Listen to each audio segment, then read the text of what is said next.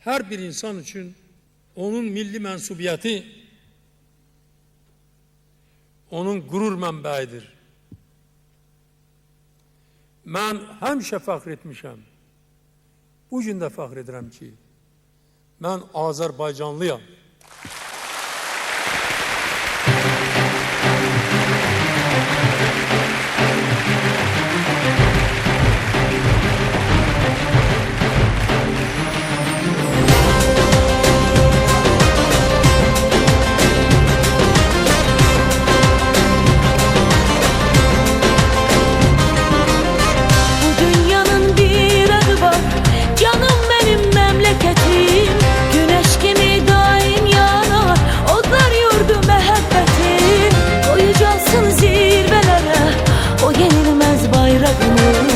Kayıdacak bir gün yine her bir karış torpağımız.